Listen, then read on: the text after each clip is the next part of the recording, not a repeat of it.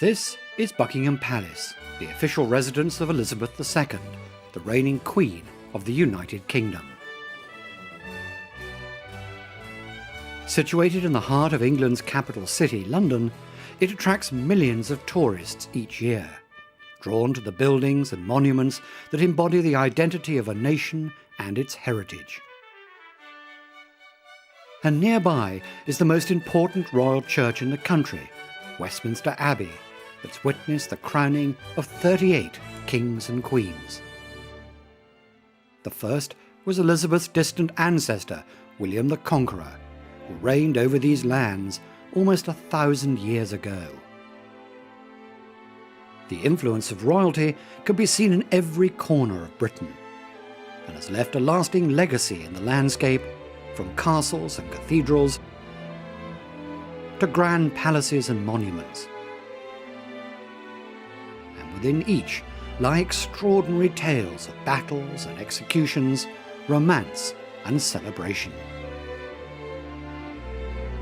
The monarchy of England and the United Kingdom is one of the most famous institutions in the world, and its kings and queens, princes and princesses, royal dukes and duchesses have all played a part in the rich history of royal Britain.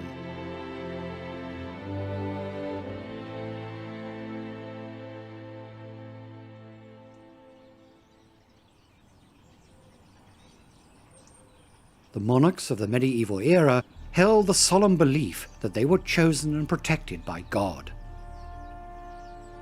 But in reality, it was guile and military might that determined who ruled this coveted island. And for the 11th century King Harold, life was one long struggle against those who wished to depose and replace him. Having defeated the Vikings here in the north of England, the Saxon king marched his battle-weary army south, where a more formidable pretender to the throne awaited him. A Norman duke, destined to become the King of England and best known as William the Conqueror. His massive invasion force had sailed from France and landed here at Pevensey Bay, before being led to this field where the famous Battle of Hastings took place in September 1066. Harold, the Saxon king, was slain with an arrow through his eye on this ridge, where William later built an abbey to celebrate his victory. Once William the Conqueror was crowned king, he set about building castles, the likes of which had never been seen by the fear-struck people of England. And many of the ruins of these fortresses can still be seen today. William intended such places to instill fear of the new order, and they rapidly consolidated his oppressive hold on the country. Within the massive stone walls, a terrible death by torture awaited any who opposed the king. The Anglo-Saxon Chronicle, a history of the times, says of the Normans, "They filled the whole land with these castles, and when they were made, they filled the castles with devils and wicked men." The best known and best preserved is the Tower of London. Dominating the skyline at the time, it served as a symbol of the king's power. Within 20 years of the Battle of Hastings, 49 major castles had been built. By King William's death, fortresses were rising up all over the country. And less than 100 years later, a new dynasty came to the throne and a new king, Henry II. An able ruler, he set out to unify the land as well as restore law and order. Despite some tremendous achievements, Henry is best remembered for a terrible misunderstanding which led to a bloody murder within the walls of England's most important religious building, Canterbury Cathedral.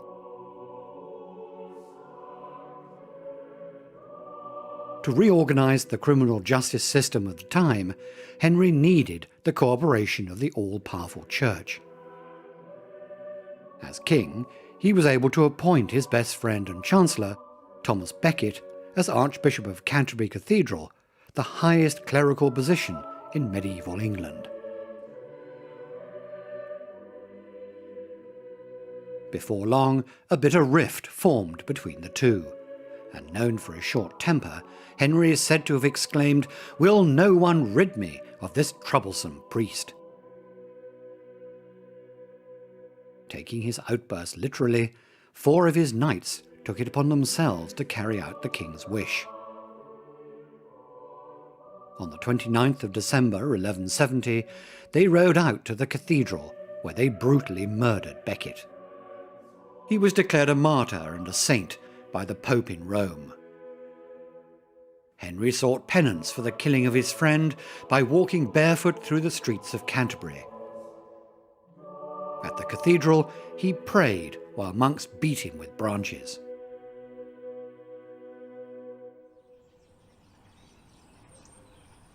Unfortunately for Henry, his problems didn't end there. In the years to come, there were bitter disputes with his wife and 4 sons over territory that extended across the seas to Ireland and to France. But it was an empire that rapidly collapsed under the rule of his youngest and favourite son, John, at the turn of the 12th century. A largely unpopular king, John I developed a reputation as a spiteful and cruel ruler. Centuries later, he was to become the arch-villain in the Robin Hood legends. The ultimate blow to his pride must have been when he lost the crown jewels. It happened here in the Wash, one of Britain's largest estuaries. Faced with a rampaging French army and rebelling nobles, stories tell of King John's lumbering baggage train crossing these tidal mudflats. Pack horses and wagons were carrying, amongst other things, the crown jewels. When the waters rushed back in, the royal treasures were swept away, leaving the king devastated. With his spirit broken, John fell ill and died within a week of the incident. His body was laid to rest at Worcester Cathedral. Today, the marble top of his tomb is the lid of his original coffin, and thought to be the oldest royal effigy in England.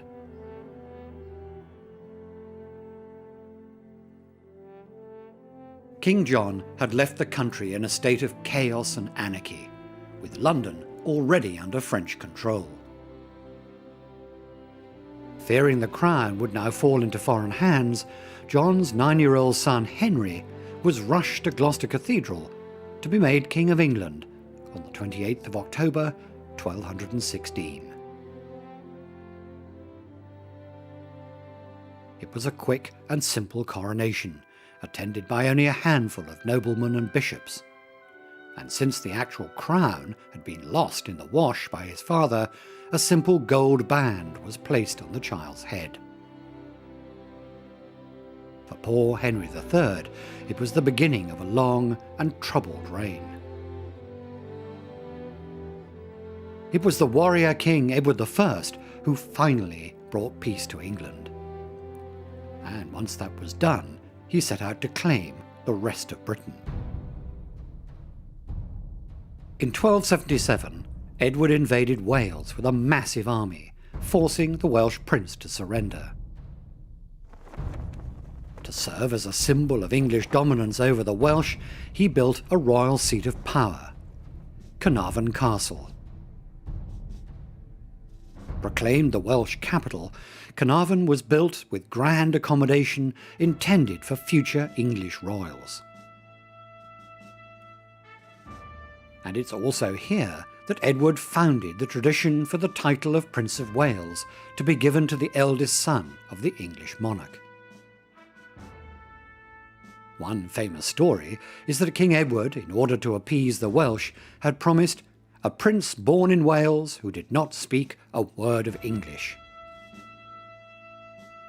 Keeping his pledge, the king produced a son born within these walls who, being a baby, couldn't yet speak a word of English, or any other language for that matter. But this wasn't sufficient to stop countless Welsh uprisings. Edward had prepared for this by building a series of fortresses to encircle and subdue the Welsh, as well as protect the new English settlers. These castles came to be known as the infamous Ring of Iron.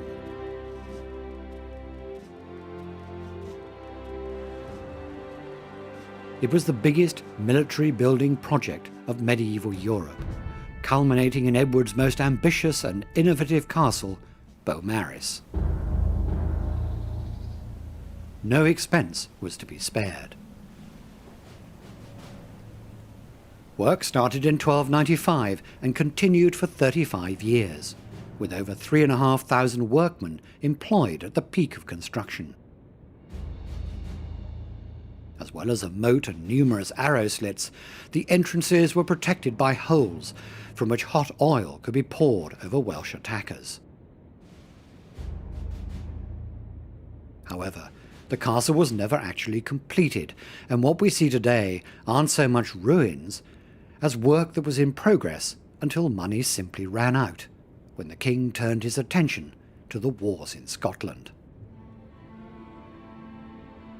Unlike Wales, the outright conquest of Scotland eluded the elderly king, right up until his death near the Scottish border on the way to battle. It was a fitting end to one of the greatest military commanders of the Middle Ages. In stark contrast, his son and heir, Prince Edward of Carnarvon, died in a prison cell here at Berkeley Castle. More interested in leisure activities than the art of war, Edward was deposed by his wife and her lover and held here for 5 months before his grisly murder in 1327.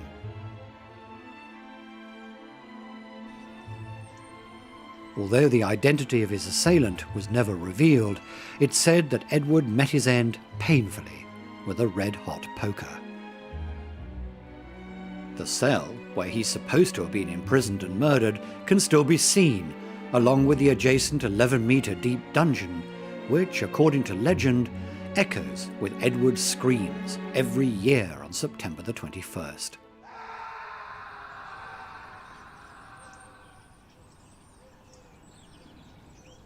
The murdered king had left a son and heir to the throne, Edward III, in whose name his mother, the Queen, and her lover, Roger Mortimer, ruled. It was here at York Minster that they married Edward at age 15 to 13-year-old heiress Philippa for a vast dowry. The Queen was secretly planning to use the money to fund an invasion force which would overthrow her son. However, the boy had been fond of his ill-fated father, and little did the scheming couple know Edward would be their undoing, just days before his 18th birthday. One night in October 1330, he entered Nottingham Castle through a subterranean passage and arrested both Roger Mortimer and the Queen, who is said to have pleaded, "Fair son, have pity on the gentle Mortimer." However, Mortimer was transported to London and duly hanged on the site where Marble Arch now stands. He was charged with treason, as well as the murder of young Edward's father, the former king. His mother was sent to Castle Rising in Norfolk, where she spent the remainder of her life.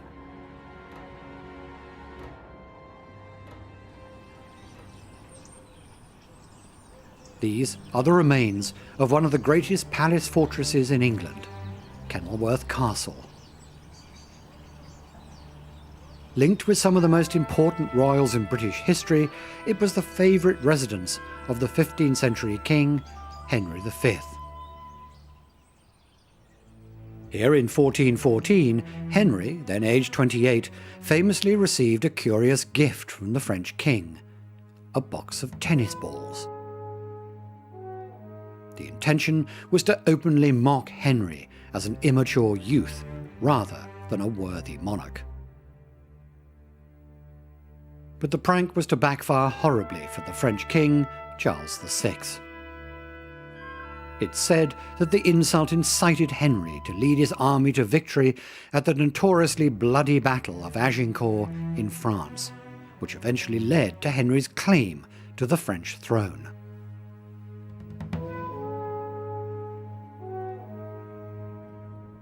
But England's glory was to be short-lived. By the mid-1400s, the country slipped into a massive slump, and tensions grew between two powerful royal dynasties, the House of York and the House of Lancaster. Each claimed its right to the throne, and for 3 decades they battled over the crown, which passed back and forth between the rivals no less than 5 times. The fighting came to be known as the Wars of the Roses, after the emblems that represented the two houses. At the centre of the fighting were the great military strongholds that were the scenes of numerous battles, revolts, and sieges. And the ruins of many of these royal fortresses still stand.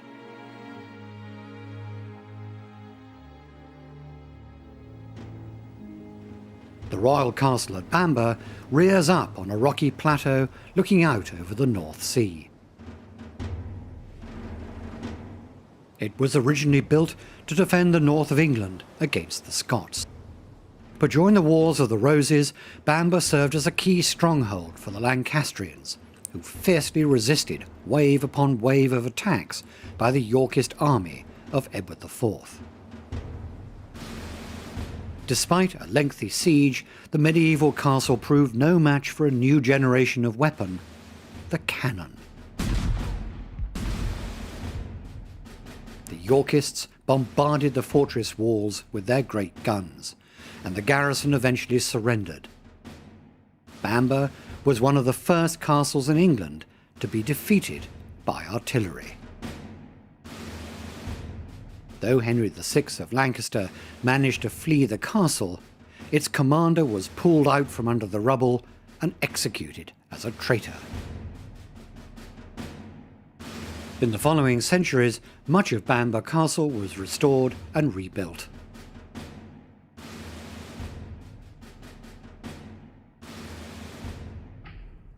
In the Wars of the Roses, gunpowder proved to be a force able to ravage almost any stronghold.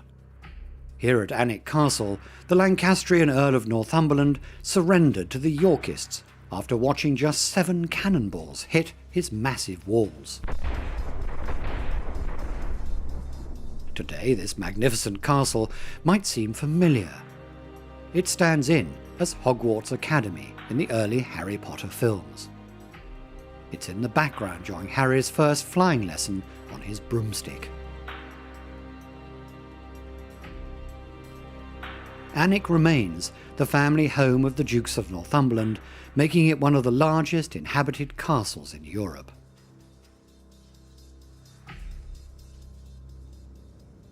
Only the mighty Harlech Castle on the west coast of Wales managed to hold out until the bitter end against the House of York, surrendering after a 7-year siege, the longest siege in the history of Britain.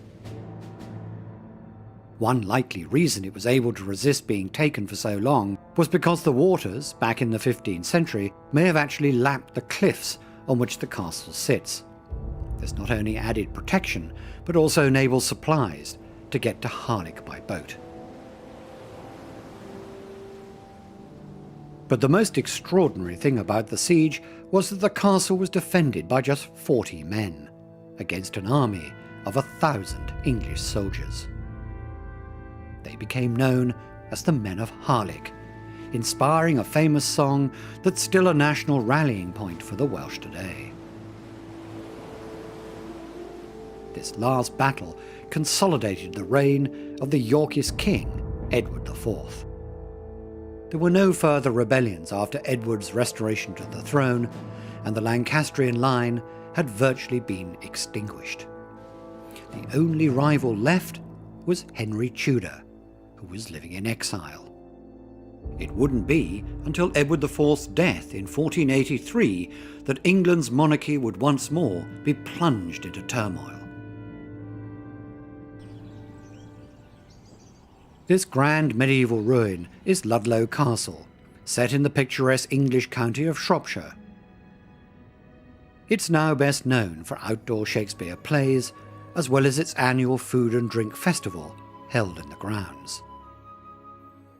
But during the Wars of the Roses, this fortified royal palace was the principal seat for the House of York. It was also where Edward IV's 12-year-old son and heir, the Prince of Wales, was being raised and educated. When word reached Ludlow of the king's death, it triggered a chain of events that ultimately led to the mysterious disappearance of the prince and his younger brother, something that has forever intrigued historians, the story of the princes in the Tower. They had been under the protection of their uncle, Richard, Duke of York, who was to escort the boy king and his brother to London for the coronation. But the crowning never took place, since their uncle wanted the throne for himself. The boys were staying here at the Tower of London, while it was declared that the princes were in fact illegitimate, making the rightful heir their uncle, Richard. Soon after, the two young princes were seen playing outside the tower. This was the last recorded sighting of the boys before their disappearance. It was widely believed that they were murdered by their uncle, the newly crowned Richard III, who came to be known as the Hunchback King.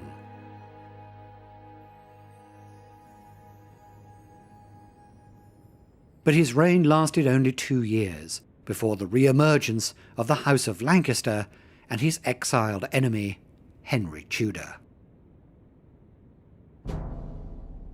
The final and dramatic confrontation between the two houses of York and Lancaster took place on August the 22nd, 1485, in central England.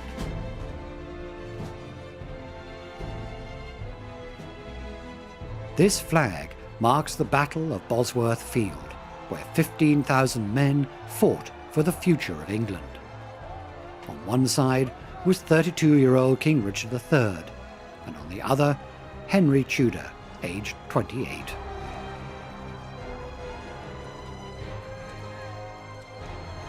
Henry, having rallied an army of 5,000 soldiers, was still outnumbered 2 to 1. He also knew that a victory wasn't enough. Only the death of Richard would present him as the new monarch. The engagement was fierce and bloody. Accounts tell of Richard fighting bravely and even coming within a sword's length of Henry before finally being surrounded and slain. His crown was taken from his dead body and placed on Henry Tudor's head, proclaiming him King Henry VII. His victory heralded the new dynasty of the Tudors, a 117-year reign which brought enormous change to the country, as well as great wealth and power.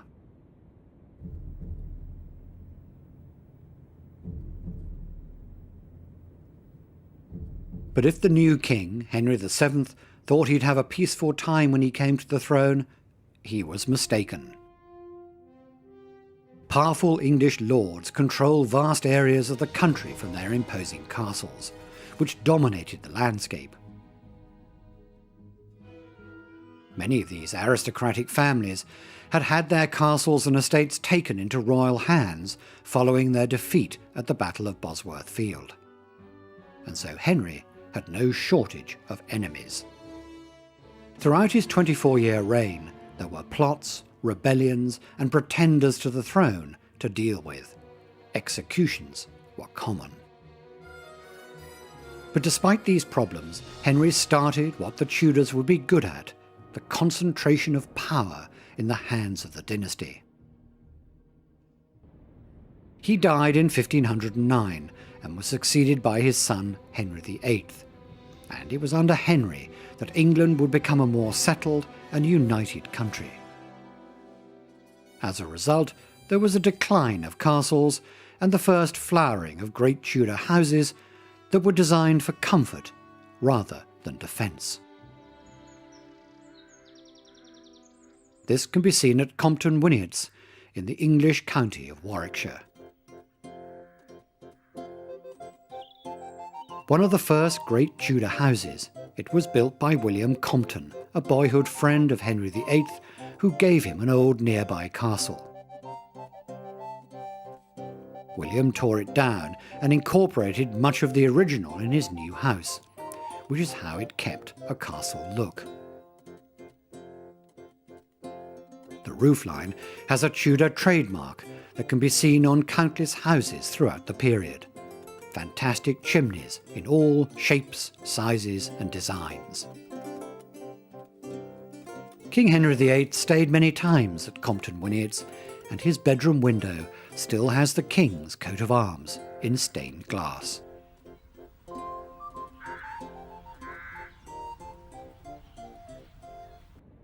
But there was one house being built that was so opulent and audacious that it even made the King envious.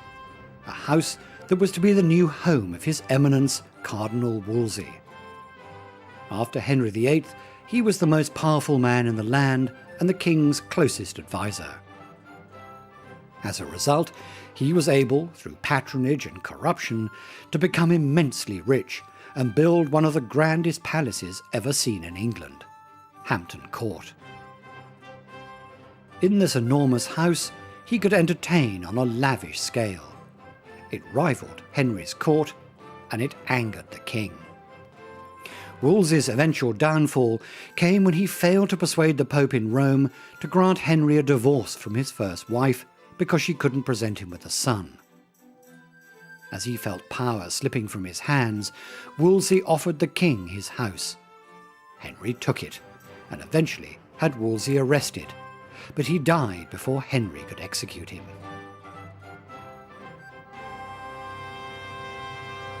The woman who Henry desired and wanted to marry was Anne Boleyn.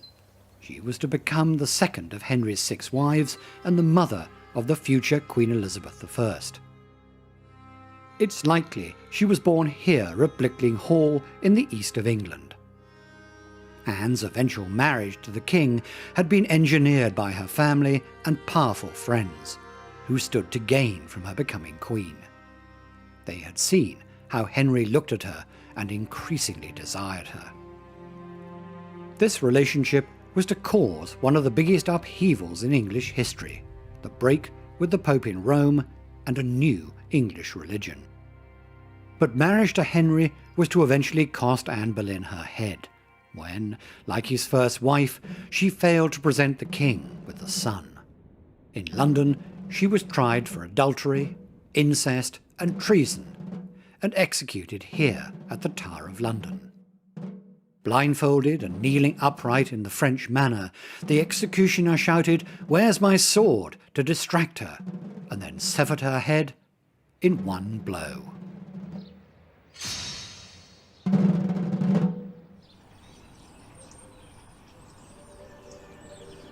These are the ruins of Fountains Abbey in the north of England. It's not ruined through neglect, but because Henry VIII ordered its destruction. When Henry sought a divorce in order to marry Anne Boleyn, he was refused by the powerful Catholic Church. When, in a defiant act, the marriage went ahead, the Pope in Rome excommunicated Henry, such that his soul would be condemned to hell.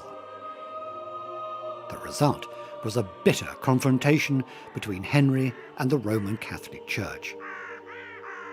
Henry saw his opportunity to take all the church treasure. In 1539, the king's men approached Fountains Abbey in Yorkshire and forcibly looted the monastery, and then left the buildings to demolition gangs. For nearly 1,500 years, England had been a Catholic country. Henry destroyed that over his simple desire for a pretty young girl and a male heir to succeed him. What became known as the dissolution of the monasteries followed, with the destruction of 800 large religious buildings. Monasteries like Whitby Abbey in the north of England had grown very rich and powerful over the centuries. In 1540, they lost everything. Where monks resisted this desecration, they were often cruelly put to death, as a gruesome reminder to others not to resist the king.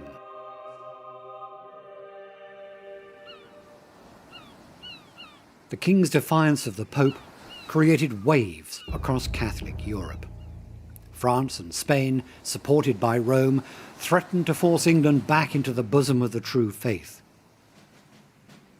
Fearing an invasion, Henry VIII began a building programme to strengthen coastal defences. On the island of Lindisfarne, off the coast of Northumberland, the stones from a nearby ruined abbey went to build a new style of castle on a rocky crag. The castle, now converted into a house, is more of a small military fort. And one of the reasons for this change was the development of artillery, which meant the end of the old-style fortresses like Bamburgh Castle. Its sheer size made it an easy target for cannon fire. It meant a new design of castle was needed. These would be low-lying, more compact, and as a result difficult to see and hit. Henry built 20 of them along the south coast, facing France along the English Channel. Deal Castle is a superb example. These forts used powerful new cannon to destroy an enemy before they landed on the beach. They also had the ability to defend an attack from land. The design is in the shape of two clover leaves, one larger than the other. This pattern creates 145 openings for cannon and firearms. This was a castle built purely for defence and not for living in. In fact, the castle was so efficient that it took only one officer and 24 soldiers to run it. Two more Tudor castles that still survive were built to protect Falmouth Harbour in the southwest of the country, which was an important Tudor naval port. St Maur's Castle on the east side and Pendennis Castle on the west. They were both capable of blowing an enemy ship out of the water if it tried to enter the harbour. All along the south coast there are examples of these impressive forts. Henry VIII's reign also marked the birth of English naval power. In 1540, he built the first naval dock in Britain at Portsmouth, and it's been home to the Royal Navy ever since. Its Tudor heritage can still be seen in the fortresses that guarded these waters. Southsea Castle is situated on a headland outside the harbour entrance, as this was a perfect position to protect the harbour from any invading ships. The River Thames was also a key location for shipbuilding. Given Henry's fascination and love of warships, he'd frequently visit the dockyards not far from his favourite palace at Greenwich. The Tudor palace was demolished in the 17th century. The old Royal Naval College now stands on the site that was originally the birthplace of both Henry and his daughter Elizabeth.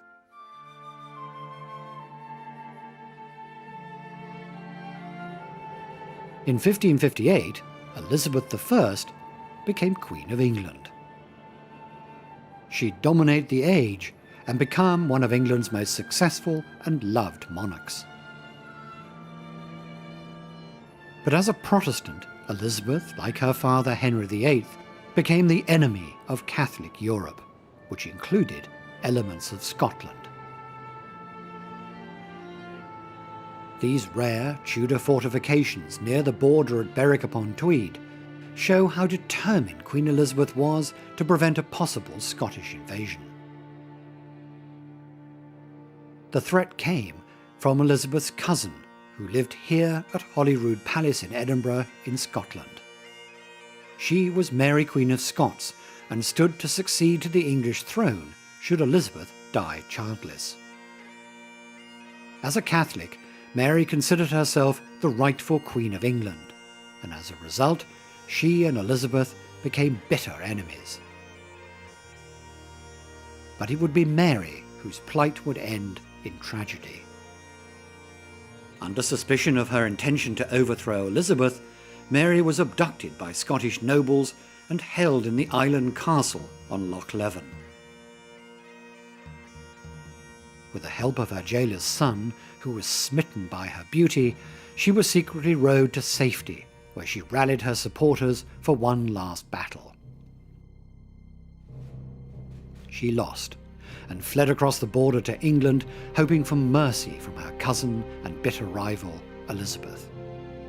She was to be disappointed, and over the next 18 years was held prisoner in a succession of northern castles, including Bolton in Northumberland, where she lived for a year while her fate was being decided.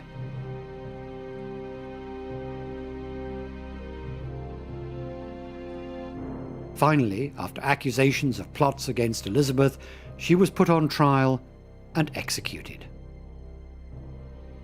It's said that when Mary's executioner asked for forgiveness, she replied, "I forgive you with all my heart, for now I hope you shall make an end to all my troubles." With her throne secure, Elizabeth's power and prestige grew, but curiously, she was also noted for her careful spending. The Queen built no palaces for herself. Instead, eminent households like Ingatstone in Essex and Burghley in Cambridgeshire would be granted the honour of inviting the Queen and her massive entourage. Lavish entertainment was always expected, and the costs were vast. But many nobles begged off the pleasure of her stay for fear of bankruptcy. Others saw it as an opportunity to boost their social status and built grand houses specifically for the occasion. Like Kirby Hall, largely designed to entice the Queen, but after spending a fortune on expensive glass and fine gardens, she never came. Today, Kirby Hall lies in ruins. The family simply couldn't maintain the upkeep and eventually lost their wealth to gambling, and the house was left to rot. It's since become an historic site, and the formal garden has been restored. For Elizabeth, the threat of an invasion from Europe continued to loom large on the horizon. The Spanish king saw the Protestant Elizabeth as a heretic, and with the Pope's blessing, an armada of 130 ships set sail from Spain for England in the summer of 1588. When the fleet was first sighted off St. Michael's Mount in Cornwall, a fire was lit on the church roof to signal an invasion. Visible for miles, a rapid succession of similar beacons were lit, alerting not only the naval bases, but also Elizabeth in London, that England was about to be attacked. The response was swift and decisive, and proved disastrous for the slow and cumbersome Spanish armada, which was no match for the small and manoeuvrable English ships. Moreover, a vicious storm drove the Spanish into the dangerous waters of the Pentland Firth in Scotland, where looming cliffs and rocks awaited them. It's thought that up to 20,000 Spanish sailors and soldiers died, and the failed invasion has gone down in history as one of the worst ever naval disasters.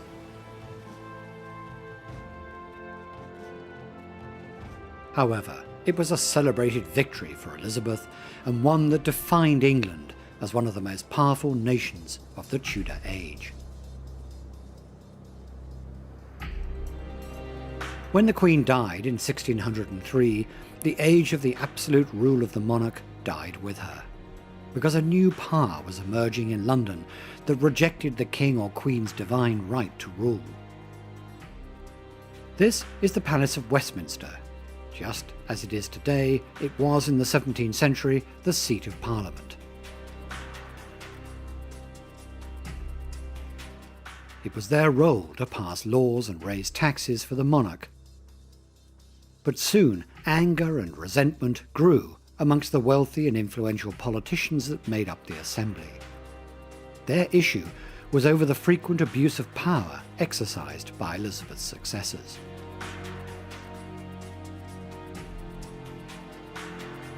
It ultimately led to the Civil War of 1642, resulting in the beheading of Charles I. With the monarchy removed, his son, also Charles, was forced to flee for his life. He famously sought refuge at Boscobel, hiding first in a tree, which is now known as the Royal Oak, and then spending the night in the attic of the house. Charles then travelled on in disguise via other safe houses before escaping to France. After an 11-year spell of England as a republic, Parliament decided to restore the monarchy, albeit in a much weaker form. The age of the monarch's absolute power was over, but with the restoration came a new era of architecture inspired by the great royal buildings of Europe, like St. Paul's Cathedral in London. Charles had returned as king to public acclaim, and in this era of optimism he was determined to match the grandeur of anything he'd seen in Europe whilst in exile.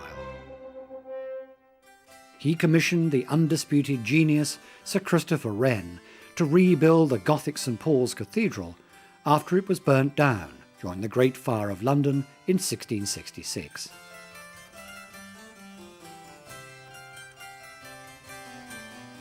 The taste for the new proved irresistible for the royals, and when Protestant William and Mary came to the throne from the Netherlands, following the removal of Charles's Catholic brother James from the throne, they employed Wren to extend Hampton Court in the new Dutch style. They produced no heir, nor did the next monarch, Mary's sister, Queen Anne, and as a result, the crown passed to the next closest relative, who came from the House of Hanover in Germany.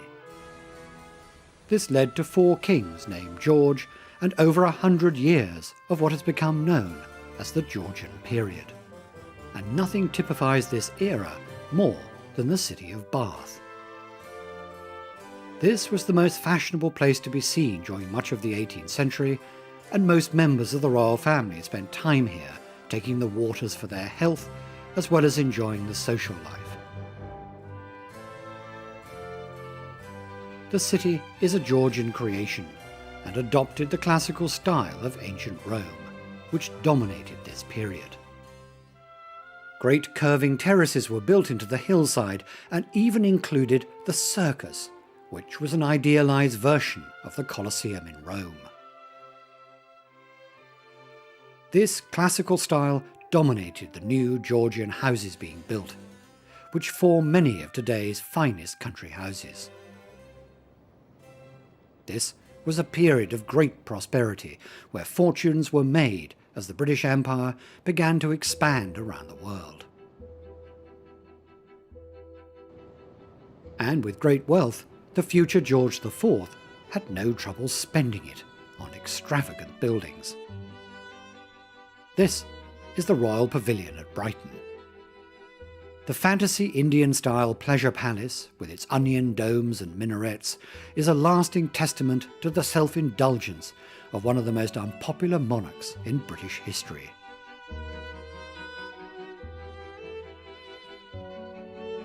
He built the pavilion as a retreat from London. Here in the coastal town of Brighton, he was well away from the scrutiny of parliamentarians who viewed his extravagance and decadent lifestyle as a mark of social injustice and a waste of public money, particularly at a time when Britain was at war with Napoleon in France. But in London, we see another side to the Prince Regent. He was passionate in his patronage of arts and architecture, and many of his achievements can still be seen today in many of the capital's landmarks, like Regent's Park, and the rebuilding and enhancement of the British Museum, the Tower of London, and Buckingham Palace, which his father had bought from the Duke of Buckingham in 1761. But a new era was ushered in on the 20th of June 1837, when a young 18-year-old girl was woken at 6 a.m. in Kensington Palace to be told that she had become queen. Her name was Victoria. She later married a cousin from Germany, with whom she'd fallen in love as a girl, Prince Albert of Saxe-Coburg and Gotha. As a passionate reformer, he was to influence many parts of London and was deeply committed to public causes. The world-famous Royal Albert Hall, which opened its doors in 1871, was part of his vision to promote culture and education. It's situated alongside a whole host of renowned institutions, colleges and museums that he commissioned. They're collectively and affectionately known as Albertopolis.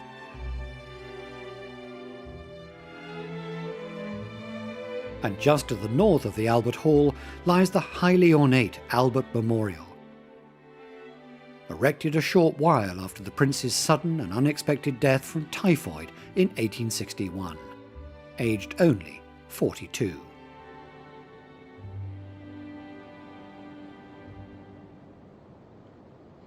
Grief-stricken Queen Victoria never recovered from the loss of her husband. She spent increasing periods at Balmoral in Scotland. Albert had designed and closely supervised the construction of this grand baronial-style castle to serve as their summer residence. And it was here that Victoria began to depend on a local servant, John Brown, who became one of her closest companions during her long period of mourning. After her husband's death, Queen Victoria reigned for a further 40 years, a period marked by a great expansion of the British Empire. She spent her last days here on the Isle of Wight at Osborne House, that had been once again designed by her long-departed husband. Victoria died in 1901 as the longest-serving female monarch in history. A reign of over 63 years.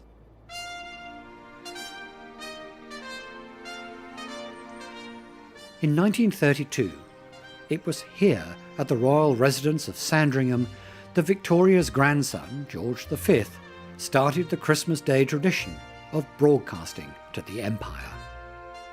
He had abandoned his father's German surname of Saxe-Coburg and Gotha in favour of the more English-sounding name of Windsor. It was considered the best thing to do, given the anti-German sentiment at the time.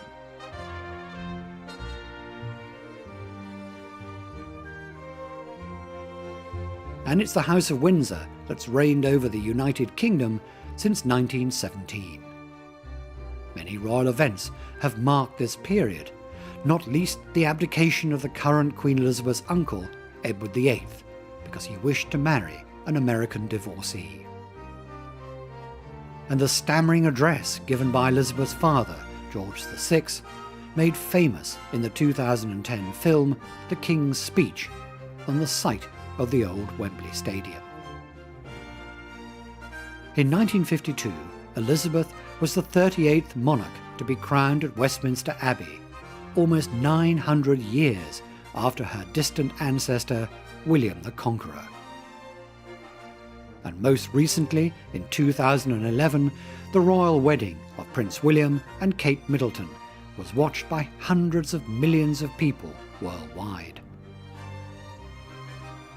And we end our story of royal Britain at the medieval palace whose name was adopted by the present royal family, Windsor Castle.